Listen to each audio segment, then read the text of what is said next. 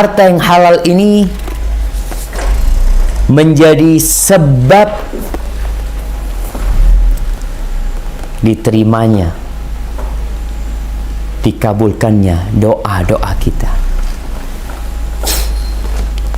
Ketika orang bekerja, walaupun yang dia hasilkan tidak banyak, insya Allah itu mengantarkan kepada kebaikan.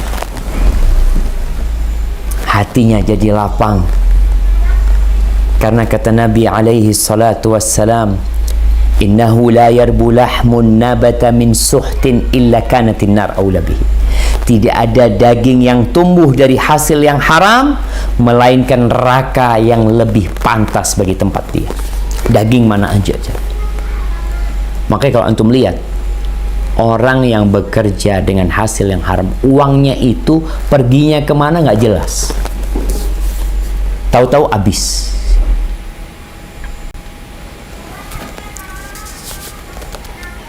Pernah melihat perampok sukses dengan perampokannya, begal yang dengan hasil begalnya dia kemudian bangun masjid, menjadi orang yang taat. Alhamdulillah, sejak anak begal, anak sekarang bisa sholat malam Pak Ustadz, dia bisa sholat duha, puasa Senin Kemis, nggak ada. Antum melihat ketika dia dapat dari hasil begal, dari merampok, dari mencuri, larinya ke narkoba, larinya minum-minuman, larinya berzina. Karena memang tubuh dia tuh memang sedang menuju ke neraka. Karena yang dimakan adalah sesuatu yang haram. Ketika dia makan yang halal, Masya Allah, akan membuat antum bisa bangun malam, bisa puasa sunnah, bisa berangkat umrah lillahi ta'ala, bisa berbagi dengan fakir miskin. Ustadz, ada orang dari haram bisa berbagi dengan fakir miskin. Nah, banyak juga yang seperti itu. Riyaan, riya tujuan.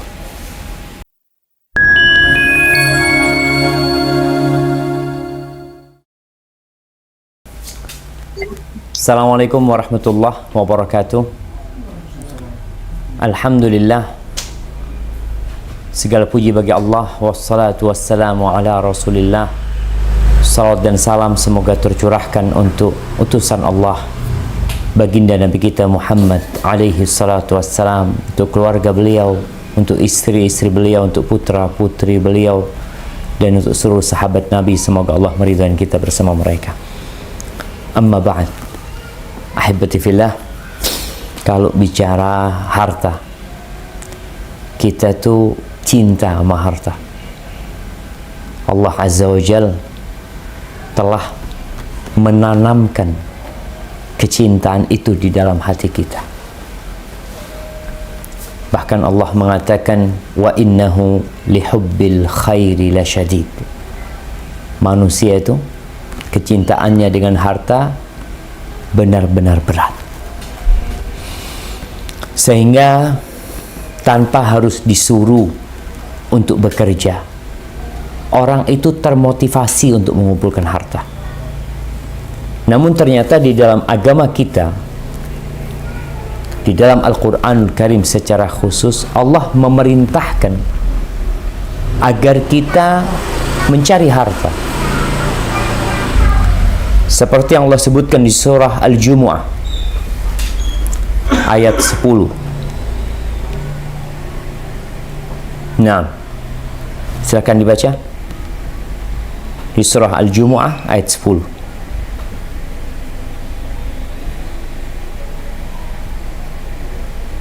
Ada yang baca kan? Siap, tafadhal. Permisi, oh ya. Bismillahirrahmanirrahim. Faida kudiyati salatu. Tidak jelas Ustaz anunya, Ustaz. Gimana? Ininya. Pembagian apa jadi? Intinya tidak jelas itu apa?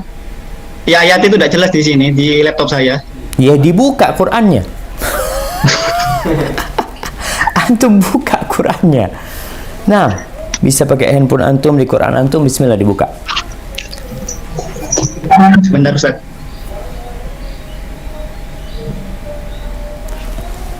Harapan kita semua yang ikut pun membuka Qur'annya ya. Karena kita di bulan Al-Quranul Karim. Jangan sampai kita hanya mencukupkan diri dengan mendengar, tapi usahakan kita juga membaca.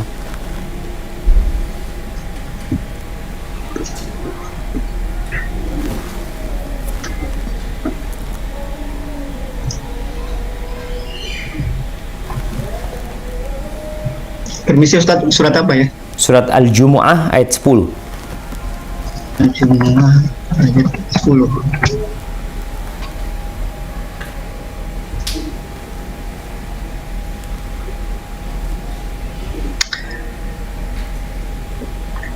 Bismillahirrahmanirrahim.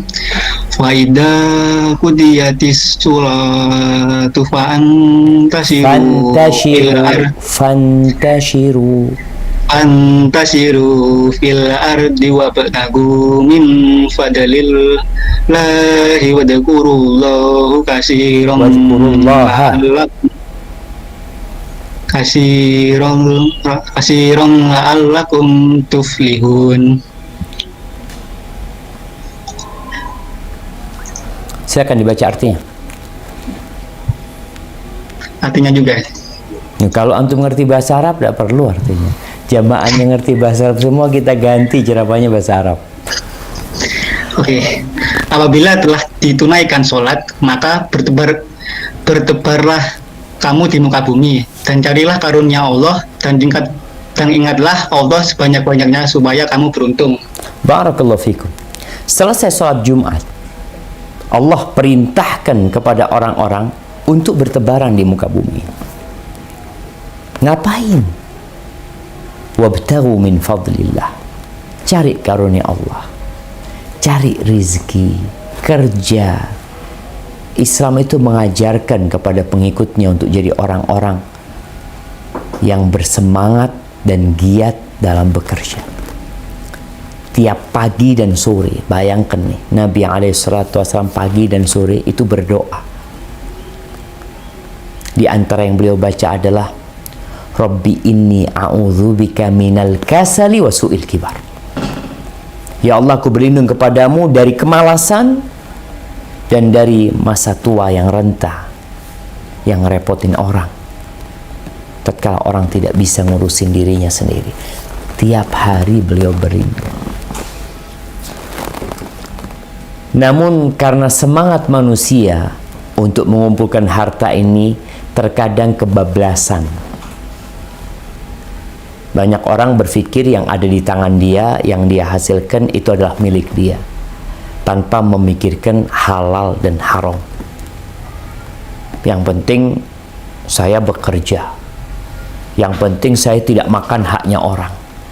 Padahal di dalam Islam diatur bagaimana muamalah dalam usaha menghasilkan harta. Di surat Al-Baqarah ayat 168. Di surah Al-Baqarah ayat 188 nih. Nah, silakan dibaca.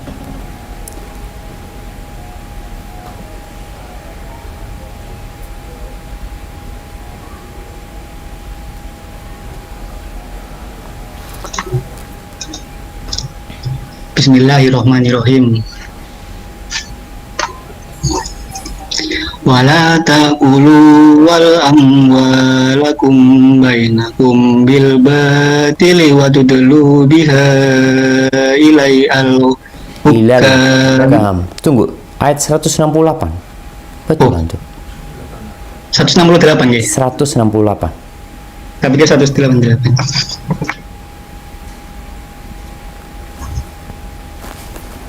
Bismillahirrahmanirrahim. Ya ayyuhan nasu kulu mimma fil ardi halalam thayyiban wala tattabi'ul khutuwatis syaiton innahu lakum aduwwum mubin. Artinya, hai sekalian manusia, makanlah yang halal lagi baik dari apa yang kamu dapat di bumi, dan janganlah kamu mengikuti langkah-langkah setan. karena sesungguhnya setan itu adalah musuh yang nyata bagimu. Barakallahu fikum. Di sini Allah perintahkan kepada manusia yang bekerja, yang berusaha untuk milih. Ada banyak jenis makanan, ada banyak jenis pekerjaan di muka bumi ini. Tapi Allah katakan, kulu mimma fil ardi halalan thayyiba. Yang halal dan yang baik, itu yang kau makan. Itu yang kau bawa pulang. Karena muncul sekarang pekerjaan-pekerjaan haram yang dimurkai Allah Azza wa Jal jadi profesi. Dengan dalih, ini kerjaan saya. Dulu ada wanita nakal yang disebut pelacur, yang dikenal dengan WTS, wanita tuna susila. Di masa sekarang berubah jadi PSK, pekerja seks komersil. Seakan-akan dia bekerja, dia memberi makan kepada anaknya, dia bersodakoh dengan hasil kerja menjual kemaluannya. Padahal Allah katakan, pilih engkau, memang banyak pekerjaan. Tapi kulu mimma fil ardi halalan thayyiba. Yang halal dan yang baik. Dan tiap pagi juga Nabi SAW berdoa. Kalau kita lihat, selain manusia berusaha, dia harus sadar dengan keterbatasan dia sebagai makhluk. Yang terkadang dia sudah berusaha tapi nggak dapat. Lalu apa yang dikerjakan? Nyolong. Saya sudah cari pekerjaan, ngelamar sana, ngelamar sini. Ternyata lapangan pekerjaan nggak ada. Ya terpaksa saya begal umpamanya. Nggak seperti itu dalam Islam.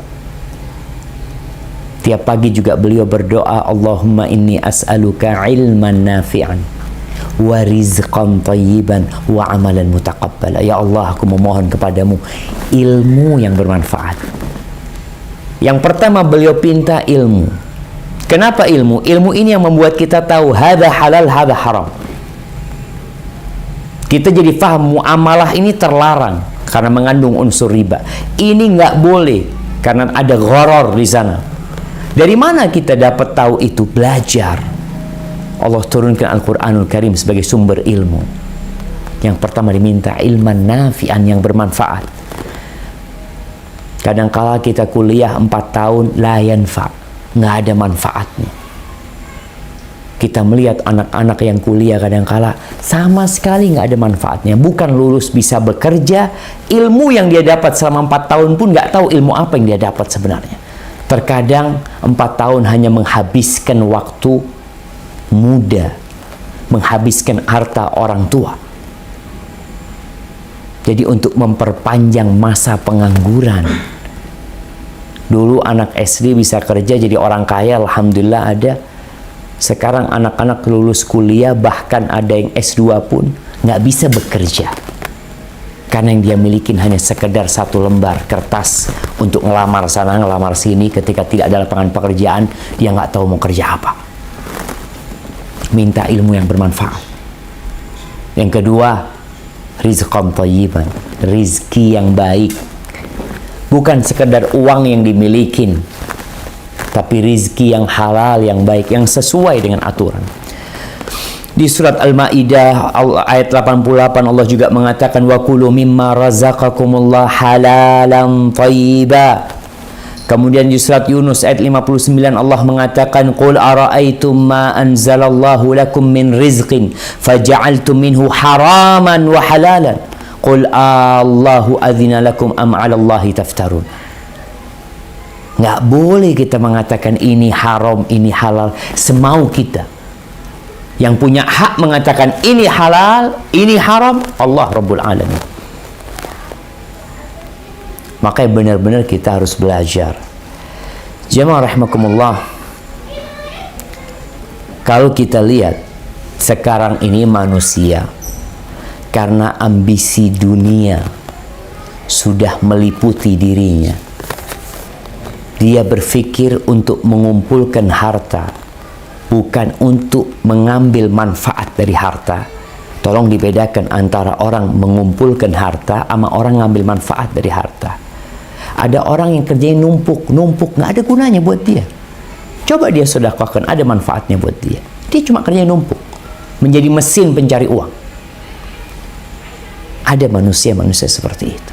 Tapi ada orang yang alhamdulillah setiap dapat rezeki yanfa, buat dirinya, buat keluarganya, buat umat manusia. Kita sedang berada di masa yang kata Rasul sallallahu alaihi wasallam dalam hadis riwayat Imam Bukhari dari Abu Hurairah radhiyallahu anhu, ya'ti 'alan nasi zamanun la yubali al-mar'u ma akhadha minhu aminal halal aminal haram. Akan datang suatu masa di mana manusia tidak peduli dengan apa yang dia ambil, apakah dengan cara yang halal atau dengan cara yang haram. Sehingga buat dia, istilah orang Arab nih, halal itu berasal dari asal kata halla, kata mereka. Al halal ma halla bil yad. Yang halal itu yang ada di tangan kita. Kalau masih dipakai orang masih haram. Tapi kalau sudah ada di tangan kita jadi halal. Na'udzubillah min dzalik. Mereka yang menjadi budak nafsu ini. Ahibati fillah, kalau kita bicara harta halal, berkah nih. Orang kadang-kala berpikir, Ustadz, ya sedikit berkah alhamdulillah, tapi kalau banyak berkah subhanallah. Antum punya sedikit berkah sama dengan yang banyak. Karena pada hakikatnya berkah itu artinya yang baik, yang tetap dan tumbuh berkembang. Itu berkah. Dan harta yang halal ini menjadi sebab diterimanya, dikabulkannya doa-doa kita. Ketika orang bekerja, walaupun yang dia hasilkan tidak banyak, insya Allah itu mengantarkan kepada kebaikan. Hatinya jadi lapang. Karena kata Nabi alaihi salatu wassalam, innahu la yarbu lahmun nabata min suhtin illa kanatin nar aula bihi. Tidak ada daging yang tumbuh dari hasil yang haram melainkan neraka yang lebih pantas bagi tempat dia. Daging mana aja. Makanya kalau antum lihat orang yang bekerja dengan hasil yang haram, uangnya itu perginya kemana nggak jelas. Tahu-tahu habis.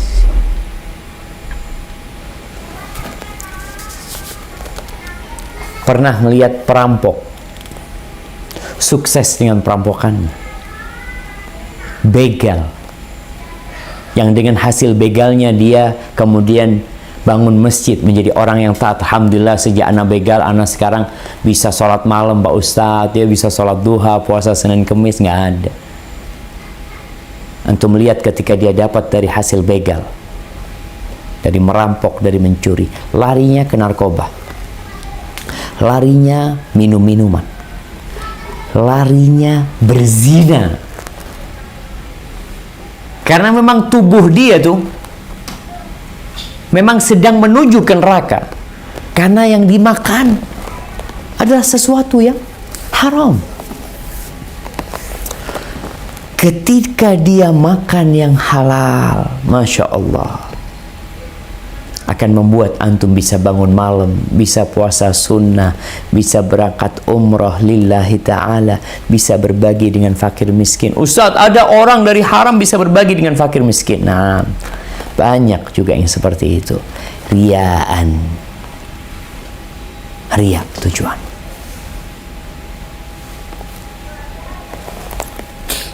Subhanallah jamaah. Disebutkan dalam kitab Nuzhatul Majalis wa Muntakhab An-Nafais, cerita ini ada salah seorang pangeran di sebuah negeri. Dia berangkat berburu. Tahu-tahu dalam perjalanan dia lihat ada kebun yang indah. Dia ini gubernur, penguasa. Dia ngelihat ada kebun yang indah di sana, dia mampir, numpang minum, kasih air. Ketika mau dikasih air, ngomong nggak ada air, katanya kita lagi nggak pegang, nggak nyimpen air untuk diminum nih. Karena kebunnya ini kebun yang bagus, di situ ada buah-buahan, rumman, delima yang lagi bergelantungan. Kata dia, boleh aku kalau gitu minta buah delimanya? Kemudian dikasih.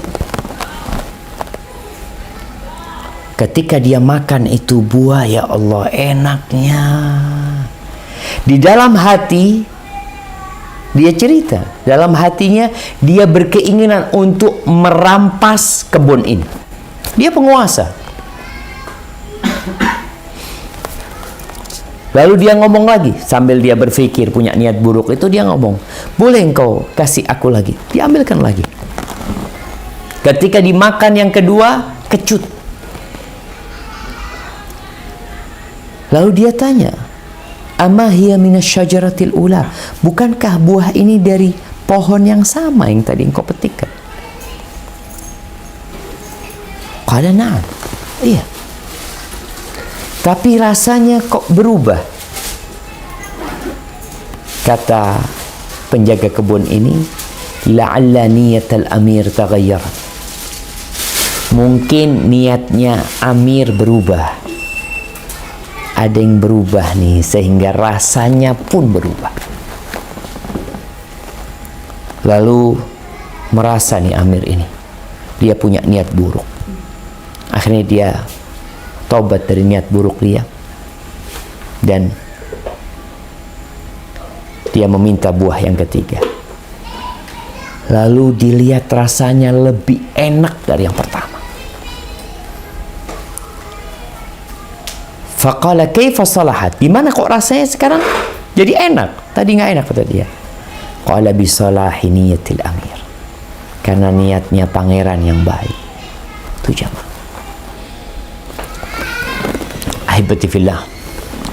Ketika antum mengambil yang haram, mungkin antum merasa banyak, merasa nikmat, tapi di balik itu ada murka Allah Azza wa Jalla.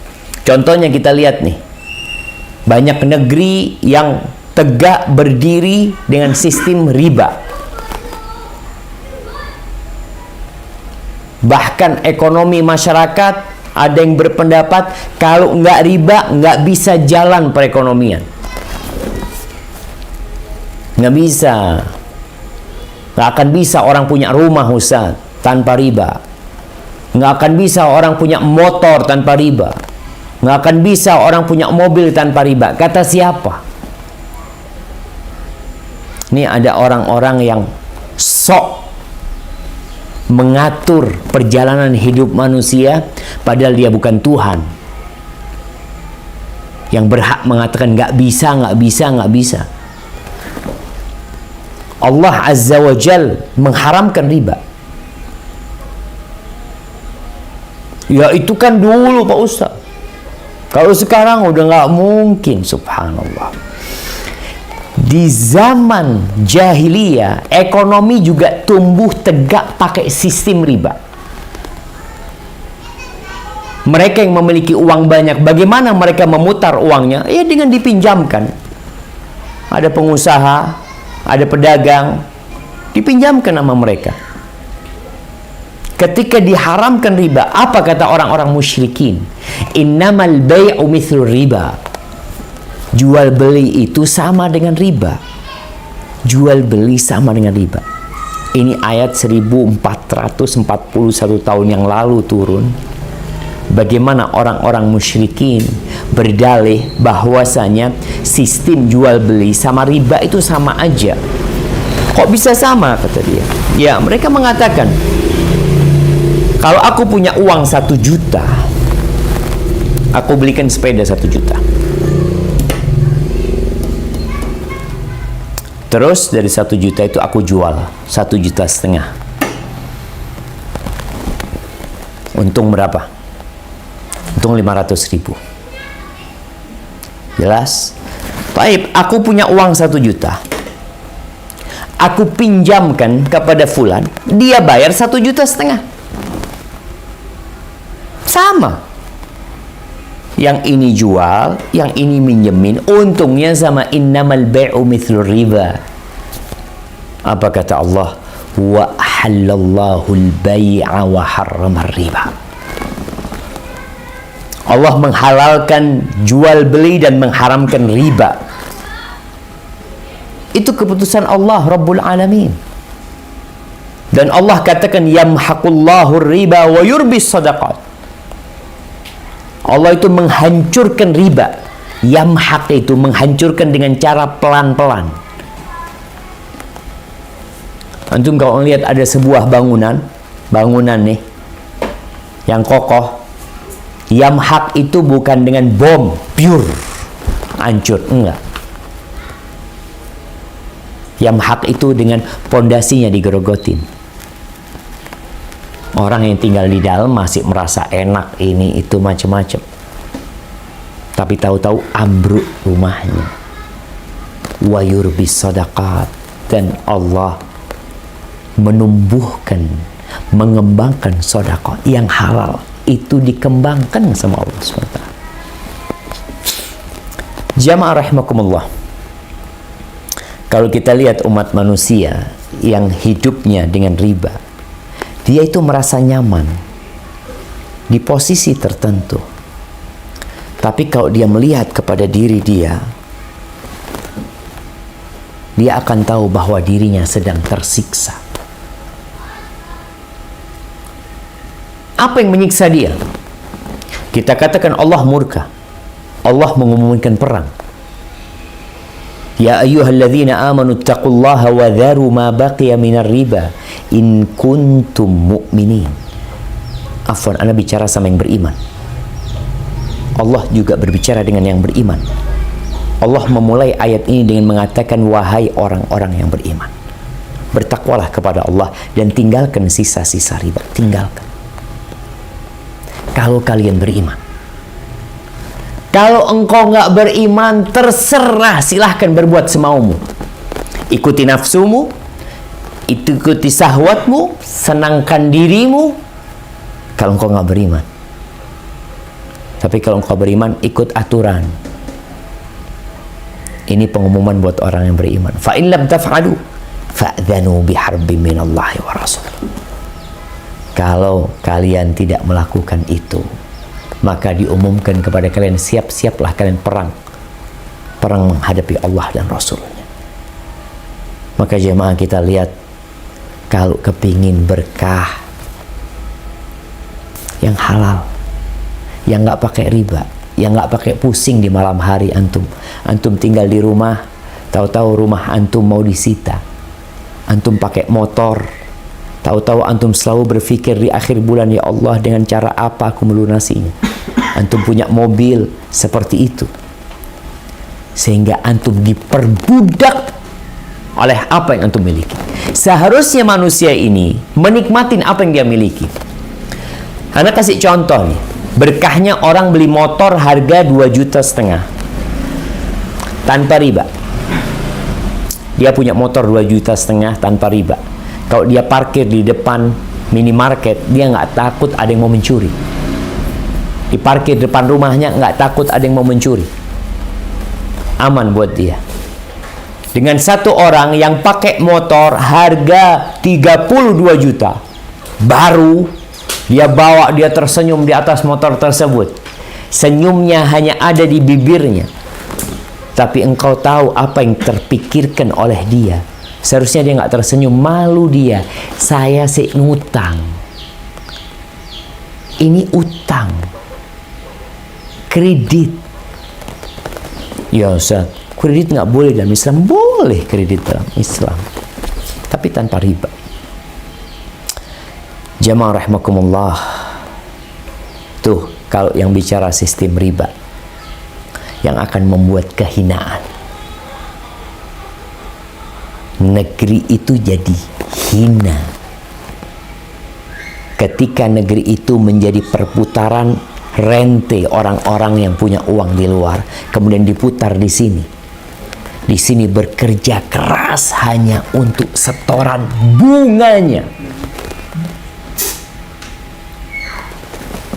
Ana sudah berjumpa dengan orang-orang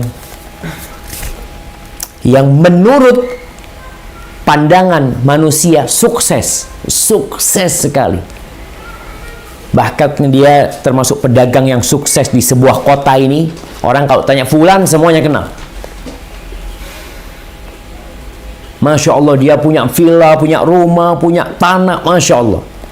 Tapi dia ngomong sama anak, nangis dia, sedih dia. Semuanya itu Ustaz, riba Ustaz.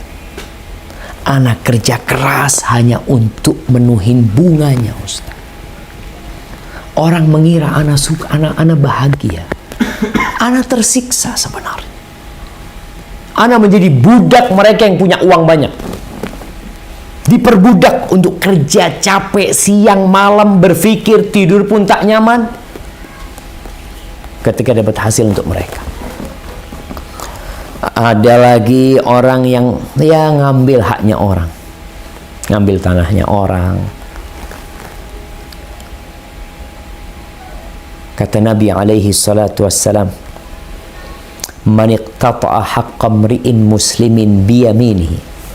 Barang siapa yang ngambil hak saudaranya, mungkin dia berkuasa, dia kenal sama hakim atau apa, dia bayar tuh hakimnya, saksinya dia bayar, akhirnya jadi milik dia. Banyak kita tahu tanah-tanah sengketa ya.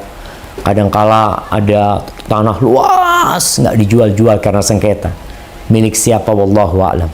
Tapi ingat, kalau engkau bukan pemiliknya, simak hadis ini.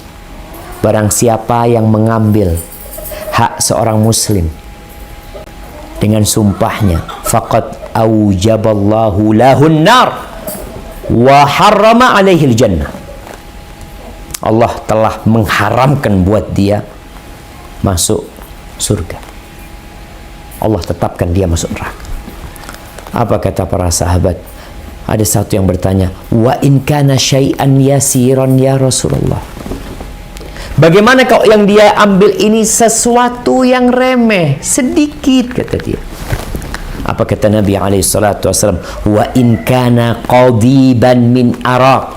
Walaupun hanya satu tangkai arak, satu tangkai kayu jemaah.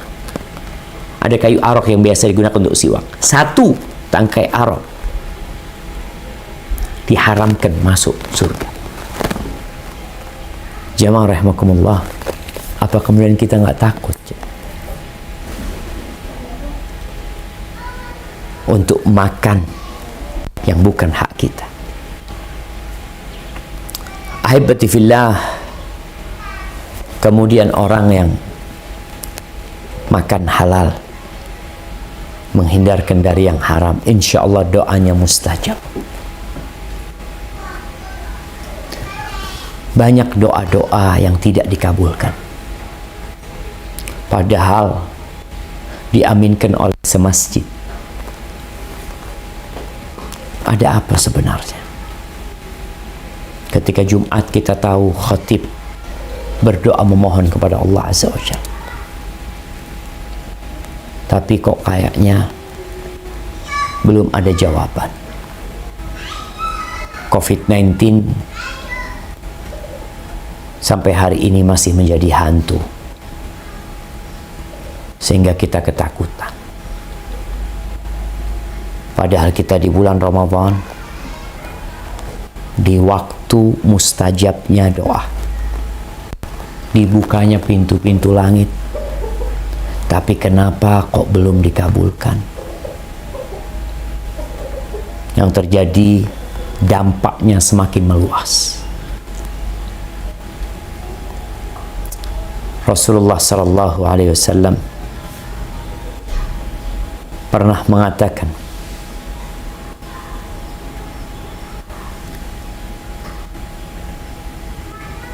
beliau mengatakan, innallaha tayyibun la yaqbalu illa tayyiban. Allah itu maha baik dan Allah tidak menerima kecuali yang baik. Wa innallaha amara al-mu'minin bima amara bihil mursalin. Sesungguhnya Allah memerintahkan kepada orang-orang beriman seperti perintah Allah kepada para rasul. Apa kata Allah? Ya ayyuhar rusul, kulu minat tayyibat wa'malu salihan. Wahai para rasul, makanlah yang baik-baik dan kerjakan yang baik. Wa qala ya ayyuhalladzina amanu kulu min thayyibati ma razaqnakum. Dan Allah mengatakan, wahai orang-orang yang beriman, makanlah dari yang baik-baik dari apa yang kami rizkikan kepada kalian. Lalu Nabi menyebutkan tentang seorang laki-laki yutilus safar, yang dia melakukan perjalanan panjang, musafir panjang jemaah.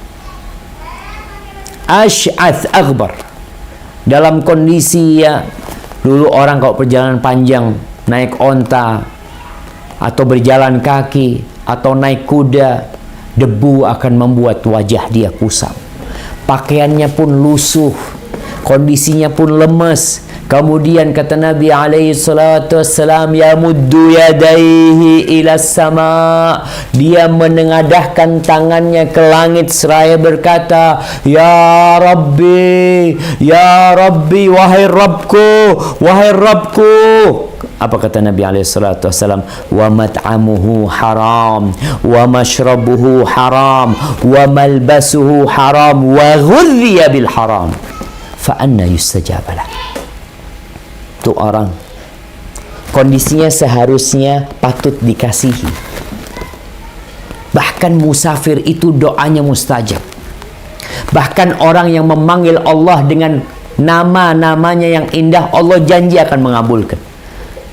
Tapi ternyata makanannya orang ini haram, minumannya dari yang haram, pakaiannya juga seperti itu, tumbuh besar dari yang haram. Kata Nabi alaihi salatu wasallam, fa anna yustajabalah, fa anna yustajabu lahu, gimana akan dikabulkan? Maka jamaah rahimakumullah, kalau antum ingin permohonan-permohonannya dikabulkan oleh Allah Azza wa Jalla, tidak ada cara lain kecuali dengan mencari yang halal. Bagaimana mencari yang halal? Pelajar. Pelajari apa yang harus antum pelajari. Mana yang halal, mana yang haram. Ini teman-teman alhamdulillah dari forum apa? Studi Ekonomi Islam. Forum Studi Ekonomi Islam. Antum yang sedang belajar, niatkan belajar untuk mendapatkan ridha Allah Azza wa Jalla.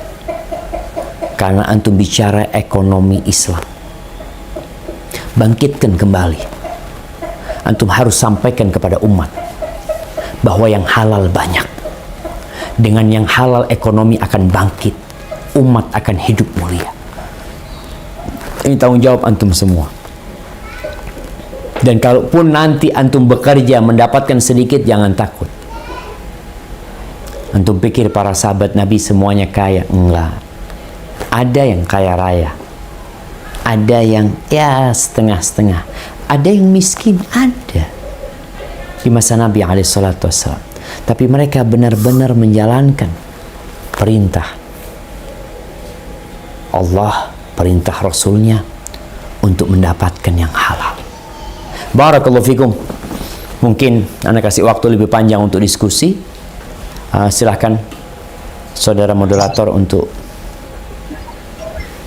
Insyaallah. Terima kasih kepada Ustaz yang penjelasannya luar biasa sekali. Saya akan membacakan pertanyaan dari saudari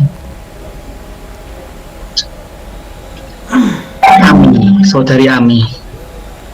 Ustaz, Ana seorang PNS yang bekerja di lembaga negara yang kegiatannya melakukan penyiaran berbagai macam program, baik itu berupa informasi, berita, maupun hiburan musik-musik. Ana bekerja di bagian tata usaha keuangannya. Tugas saya diantaranya mencatat pemakaian anggaran atas program-program tersebut dan juga menyusun anggaran atas program-program tersebut. Yang ingin Ana tanyakan, apakah penghasilan Ana yang berasal dari anggaran negara PNS dengan bekerja di lembaga negara tersebut halal, Ustaz? Barakallahu fikum. Iya jemaah, kalau bicara bekerja di negara halal, tinggal apa yang dikerjakan antum. Karena kita tahu sistem yang diberlakukan oleh negara kita kalau bicara ekonomi, Ya, sama teman-teman yang anak tanya ini, sistem ekonomi apa yang dipakai di negara kita? Nah,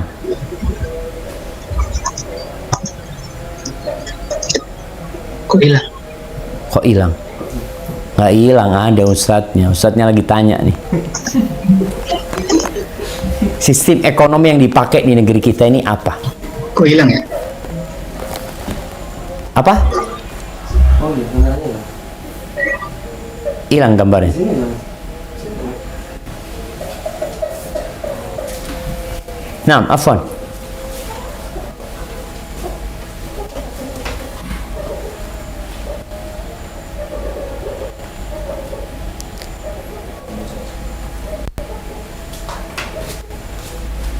Tab, udah muncul.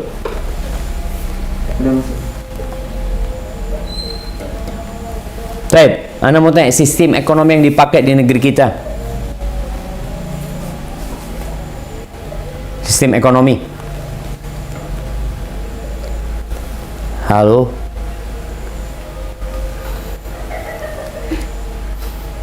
Kita terhubung lagi Ustaz. Ya, siap. Tab, sistem ekonomi yang dipakai, antum kan belajar ekonomi Islam. Kalau yang di negeri kita dipakai ekonomi apa? Ekonomi apa ya? Pancasila. Ekonomi konvensional. Ya. Ekonomi Pancasila. Iya, ada ekonomi Pancasila. Masya Allah. Siap. Berarti kan semuanya mereka tidak berpikir halal haram. Kita sebagai muslim perlu lihat. Kalau kita dapat pekerjaan yang halal, kita ambil. Tapi kalau ternyata kita tahu kemarin sempat ribut di Jakarta bahwasanya ternyata Jakarta itu, pemerintah Jakarta itu punya saham di Bir Bintang. Punya saham di Bir. Ini menjadi penghasilan negara, penghasilan pemerintah. Jadi kita tahu kalau yang seperti itu haram. Tinggal dilihat anti di bagian apanya. Ketika anti tidak sampai menghalalkan yang haram, ya. Kalau kita tahu ada acara-acara yang secara agama nggak boleh, kemudian kita yang menganggarkan acara tersebut, maka kita termasuk orang yang ikut membantu acara-acara yang secara agama itu dipandang haram, kemudian kita termasuk yang memudahkan dan melancarkannya. Tapi kalau nanti di bagian yang tidak ada urusan seperti itu, insya Allah aman. Karena nanti katakan kan banyak acara, banyak program, tinggal dilihat program mana. Program sekarang ada program laki perempuan berjoget-joget bersamaan. Secara agama hukumnya apa yang seperti itu? Kalau kita tahu ternyata hukumnya haram, ya sudah. Nanti berusaha untuk tidak menyetujuinya. Yang seperti ini afwan. Kenapa? Ana muslim. Wallahi jamaah, kita harus tunjukkan kita ini muslim. Ana masih ingat dengan cerita seorang chef di hotel bintang 5. Ketika hotel bintang 5 semuanya dimasak, minuman, khamr ada di sana, nih kepala chefnya muslim. Ketika dia masak yang halal semuanya. Ketika datang manajernya marah sama dia, kenapa kamu nggak masak gini? Apa jawab chefnya? Ana muslim. Saya muslim. Diem itu. Karena manajernya juga muslim sama. Ada banyak aturan di muka bumi yang dibikin oleh manusia, tapi di semua aturan tersebut, aturan Allah Azza wa Jal yang harus ditaati. La ta'ata li makhluqin fi ma'siyatil khaliq. Nggak boleh kita taat kepada makhluk kalau urusannya maksiat. Mau kepala kita diinjak sama mereka. Tatkala urusannya bermaksiat sama Allah SWT, maka enggak. Maka tinggal tadi anti apa yang anti kerjakan sebenarnya. Kalau halal, halal. Secara agama nggak boleh, ya nggak boleh. Hadza wallahu a'lam bissawab. Nah. Terima kasih kepada Ustadz. Pertanyaan kedua berasal dari sebentar. Akhi Teddy Ivan. Untuk Teddy Ivan bisa open mic sama videonya. Langsung bertanya kepada Ustadz Syafiq secara langsung. Assalamualaikum Ustaz. Waalaikumsalam warahmatullahi wabarakatuh. Ustadz, Ana mau tanya mengenai ekonomi Islam. Dan pertama, kenapa banyak negara yang dia tidak berhukum Islam, termasuk hukum perdagangannya bukan hukum Islam, tapi di negara tersebut jadi negara superpower, Ustadz. Lalu negara yang adidaya, Ustadz. Yang pertama, Ustadz. Kemudian yang kedua, bagaimana jika di suatu negara tersebut hutang kepada misalnya Bank Dunia, yang pasti itu ada bunganya, Ustadz. Itu apa termasuk yang menanggung ribanya itu semua rakyat di negara tersebut atau yang mempunyai kebijakan, Ustadz? Syukran. Ya, barakallahu fikum. Iya jemaah, ini pertanyaan menarik ya. Kalau kita ngelihat kenapa negara-negara non-Muslim yang sistem ekonominya yang jelas mereka melakukan riba, kok mereka maju, Ustaz? Antum nggak perlu ngelihat negara, antum lihat perorangan. Ada orang nggak pernah sholat, ada orang kerjanya berzina, zalim, kaya raya, sukses secara ekonomi. Maka Allah mengatakan wala tu'jibka amwaluhum wala auladuhum.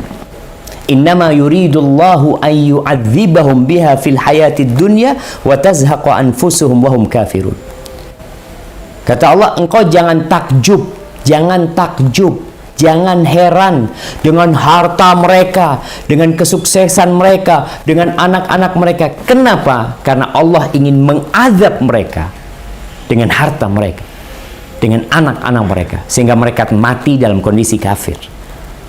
Nggak ada taubat buat mereka. Berbeda dengan Muslim. Kata Nabi SAW ketika berbincang tentang dunia ini, ad-dunya sijnul mu'min wa jannatul kafir. Dunia ini penjara buat orang beriman dan surga buat orang-orang kafir. Kita perlu memandang dunia ini dengan pandangan yang benar. Kemudian kalau kita melihat apakah benar mereka menjadi negara adidaya, apakah Amerika adalah negara yang ekonominya mapan? Enggak juga, jemaah. Dikatakan sekarang kondisi ekonomi Amerika ini, mereka memiliki utang yang tidak pernah terjadi sebelum-sebelumnya. Kebingungan.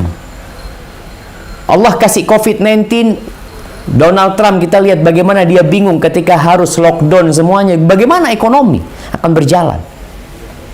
Mereka kebingungan. Kemudian inilah kenikmatan dunia yang Allah berikan kepada mereka. Numatti'uhum qalilan. Kita akan kasih nikmat sedikit. Pernah Nabi Ibrahim itu berdoa, warzuq, Allah berikan rizki Allah kepada man amana minhum, kepada orang-orang yang beriman, kasih rizki kepada mereka. Yang beriman aja dikasih. Allah katakan bukan hanya yang beriman, yang kafir pun kita kasih rizki. Lalu kita paksa dia masuk ke neraka. Rahmat Allah buat orang yang beriman. Di dalam Al-Quranul Karim, hidayah Allah untuk orang-orang yang bertakwa. Maka yang dikatakan dzalikal kitabu la raiba fi hudal lil muttaqin, petunjuk buat orang-orang yang bertakwa. Maka antum jangan kaget lagi. Allah sudah ngomong Allah sudah sampaikan ya. Allah, ini kalamullah 1400 tahun yang lalu disampaikan. Jangan kagum sama mereka. Karena kalau kagum sama mereka, yang akan terjadi, kita akan menganggap agama kita salah. Apalagi ukuran kita dunia. Allah menyebutkan fa'ammal insanu idza mabtalahu rabbuhu fa'akramahu wa na'amahu fayaqul rabbi akraman. Tuh manusia kalau kasih nikmat, diluaskan rezekinya, apa kata dia? Rabbku memuliakan aku. Buktinya ini kekayaanku, ini kesuksesanku. Wa amma idza mabtalahu faqadara alaihi rizqa fayaqul rabbi ahanan.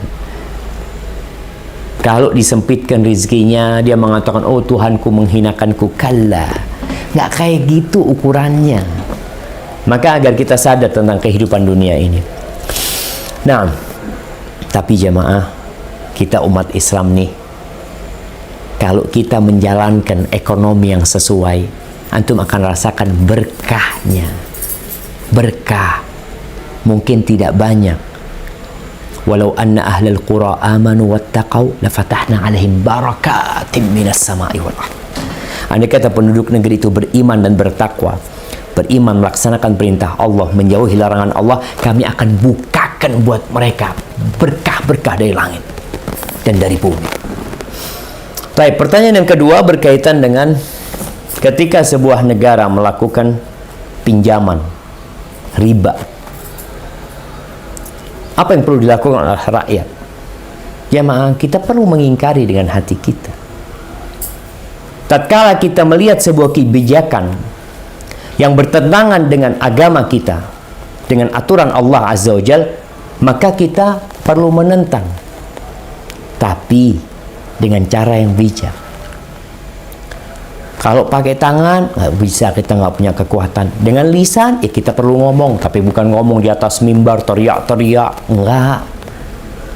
Antum bukan memberikan nasihat. Agama ini nasihat. Kalau nggak bisa antum menyampaikan dengan lisan antum, kata Nabi SAW, faman ankara biqalbihi, barang siapa mengingkari dengan hatinya, maka dia telah mengingkari.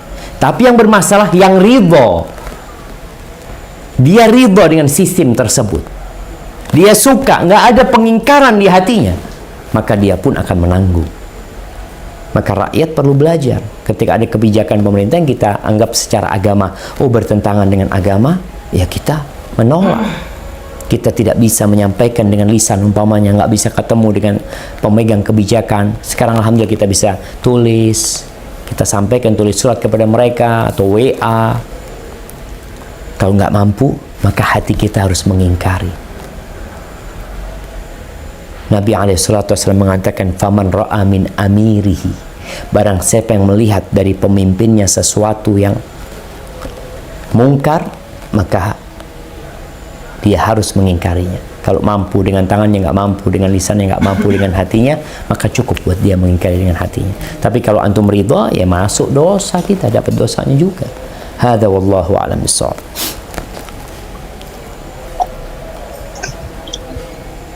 Masya Allah, terima kasih atas jawabannya Ustadz.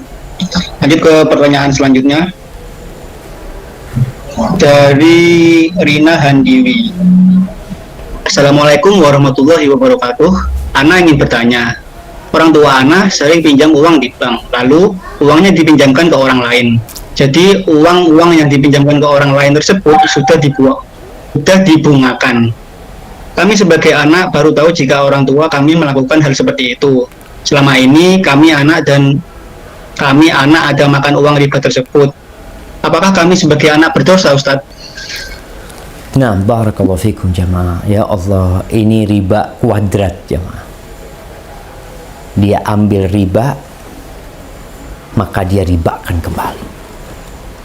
Kenapa dalam muamalah riba ini yang dilaknat semuanya?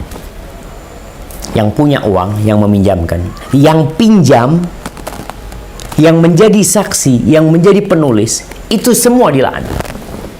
Jangan berpikir antum, yang dilaknat yang ngambil riba, Ustaz. Dia yang mendolimin anak. Sejatinya akad itu tidak akan terjadi kalau antum tidak mau. Dan ini tersebar di masyarakat kita jemaah, di kampung-kampung. Orang pinjam di bank, kemudian dia pinjemin ke orang-orang tersebut. Dia berpikir, anak kan berusaha, anak kerja, anak capek, anak keliling, anak ambil untung anak. Kan sama aja dengan orang yang dagang keliling. Dalih orang-orang jahiliyah dulu. Jual beli sama dengan riba. Enggak. Dulu jemaah, orang itu mau minjamkan uang sulit. Ana rasa nggak ada lembaga mengatakan siapa yang mau pinjam uang kepadaku. Dia nggak ingin pinjamkan uang dia.